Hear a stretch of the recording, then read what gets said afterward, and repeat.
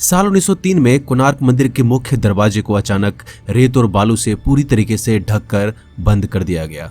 इस घटना को करीबन 118 साल बीत गए, परंतु आज तक भारत सरकार ने इस दरवाजे को नहीं खोला।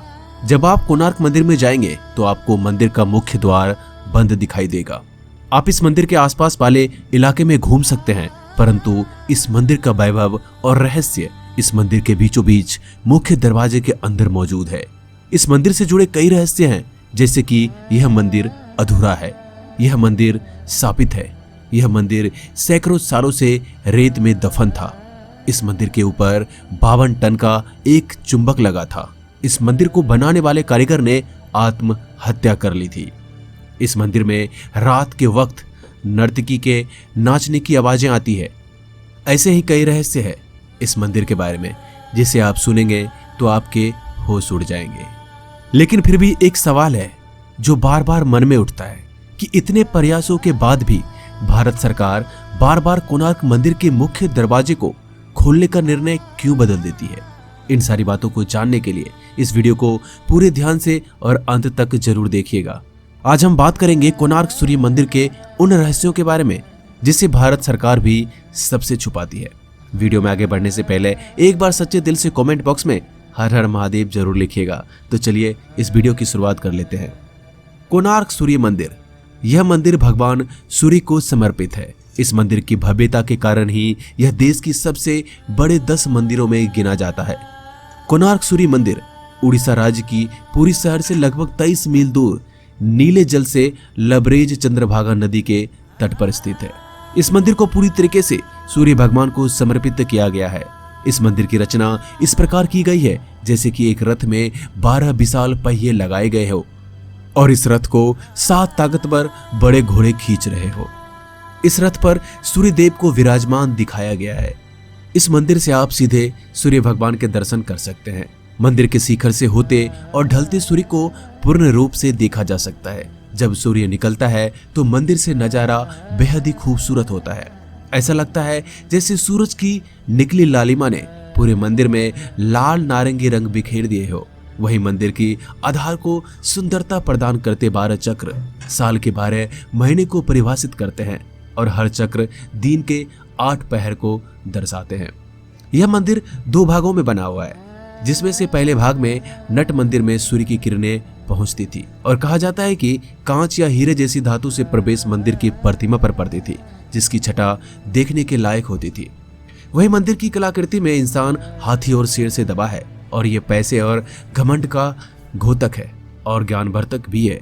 इस मंदिर के बारे में कहा जाता है कि श्री कृष्ण के पुत्र सांब को श्राप के कारण कोढ़ रोग हो गया था और इनसे बचने के लिए ऋषि कटक ने सूरज भगवान की पूजा करने की सलाह दी थी। सांब ने चंद्रभागा नदी के संगम पर कोणार्क में 12 वर्षों तक तपस्या की और सूर्यदेव को प्रसन्न कर दिया। सूर्यदेव जो सभी रोगों का नाशक थे, वो इनके रोग का भी अंत कर दिए, जिसके बाद सांब ने अपने रोग के निदान के पश्चात चंद्रभागा नदी में स्नान करते हुए सूर्यदेव की मूर्ति मिली। ये मूर्ति सूर्यदेव के शरीर के ही भाग से देव श्री विश्वकर्मा जी ने बनाई थी। सांब ने इस मूर्ति को अपने बनवाए मित्र वन में एक मंदिर में स्थापित किया और तब से यह स्थान पवित्र माना जाने लगा। कोणार्क मंदिर के बारे में यह भी कहा जाता है कि यहाँ आज भी नर्तकियों की आत्माएं आती है। अगर कोणार्क के पुराने लोगों की माने तो आज भी यहाँ पर शाम को उनके नर्तकियों की पायल की झंकार आपको साफ साफ सुनाई देगी, जो कभी यहाँ के राजा के दरबार में नृत्य किया करते थे। इस मंदिर का निर्माण एक सैंडविच के तौर पर किया गया है, जिसके बीच में लोहे के प्लेट थे जिस पर मंदिर के पिलर रखे हुए थे। ऐसा भी कहा जाता है कि मंदिर के ऊपर एक 52 टन का चुंबक रखा हुआ था, जो कि इन खंभों से संतुलित था। इसी के चलते भगवान सूर्यदेव की प्रतिमा हवा में तैरती थी और इसे देखकर हर कोई हैरत में आ जाता था। कहा जाता है कि इस चुंबक को विदेशी आक्रमणकारी ने तोड़ दिया था। ऐसा भी कहा जाता है कि मंदिर के ऊपर रखे चुंबक के चलते समुद्र से गुजरने वाले नाव और जहाज, जो कि लोहे के बने होते थे, इस चुंबक के कारण क्षतिग्रस्त हो जाते थे। इस कारण अपने नाव को बचाने हेतु नाविक इस चुंबक को निकाल कर ले गए। यह पत्थर एक केंद्र शिला का कार्य कर रहा था और इसके कारण ही मंदिर के बाकी सभी पत्थर संतुलन में थे। इसके हटने के कारण खंभों का संतुलन बिगड़ गया, जिसके परिणाम स्वरूप मंदिर क्षतिग्रस्त हो गया। परंतु इस घटना का कोई ऐतिहासिक विवरण नहीं मिलता है, न ही ऐसे किसी चुंबक के पत्थर का कोई ब्यौरा उपलब्ध है। सन 1568 में उड़ीसा में मुस्लिमों का आतंक था और मंदिर को तोड़ने के निरंतर प्रयास हो रहे थे। जिस तरह पुरी के जगन्नाथ मंदिर के पंडों ने भगवान जगन्नाथ की मूर्ति को श्री मंदिर से हटाकर किसी गुप्त स्थान पर छुपा दिया, ठीक उसी प्रकार कोणार्क की सूर्य मंदिर के पंडों ने प्रधान देवता की मूर्ति को हटाकर बरसों तक रेत में दबा कर रखा। बाद में यह मूर्ति पूरी भेज दी गई और वहां जगन्नाथ मंदिर के प्रांगण में स्थित इंद्र के मंदिर में रख दी गई। कई लोगों का यह भी मानना है कि यहाँ की पूजा मूर्ति अभी भी खोजी जानी बाकी है, लेकिन कई लोगों का यह भी कहना है कि सूर्यदेव की मूर्ति जो नई दिल्ली के राष्ट्रीय संग्रहालय में रखी हुई है वही कोणार्क की प्रधान पूज्य मूर्ति है। फिर भी कोणार्क मंदिर में सूर्य वंदना मंदिर से मूर्ति हटने के बाद बंद हो गई। इस कारण तीर्थ यात्रियों का आना जाना बंद हो गया।